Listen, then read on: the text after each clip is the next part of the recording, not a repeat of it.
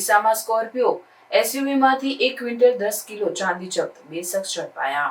ઓડિશાના શાસન ટોલગેટ પાસે નિયમિત ગાંજા ચેકિંગ દરમિયાન એક મોટો ચોંકાવનાર કેસ સામે આવ્યો. એક સ્કોર્પિયો એસયુવીમાંથી 1 ક્વિન્ટલ 10 કિલો ચાંદી જપ્ત કરવામાં આવી, જે મુંબઈથી રાંચી તરફ લઈ જવામાં આવી રહી હતી. અધિકારીઓએ વાહનમાં છુપાવેલી ચાંદી શોધી કાઢી અને આ મામલે 2 શખ્સોને ઝડપી લીધા છે. હાલ તપાસ ચાલુ છે કે આ ચાંદી ક્યાંથી આવી અને કોને પહોંચાડવાની હતી. ઓડિશામાં ચાંદી અને સોનાની મોટા પાયે હેરાફેરીના કેસો સતત સામે આવી રહ્યા છે.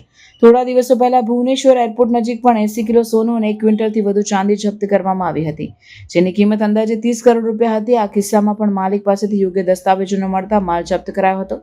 સરકારી અધિકારીઓએ માલિકોને દસ્તાવેજો રજૂ કરવા માટે બોલાવ્યા છે. આ પ્રકારની હેરાફેરીઓમાં મોટાભાગે દસ્તાવેજ વગર કિંમતી ધાતુઓની હેરફેર થાય છે. તાજેતરમાં રાઉર કેલામાં પણ 61 કિલો ચાંદી સાથે એક શખ્સ ઝડપાયો હતો, જે દસ્તાવેજો વગર ચાંદી લઈ જઈ રહ્યો હતો.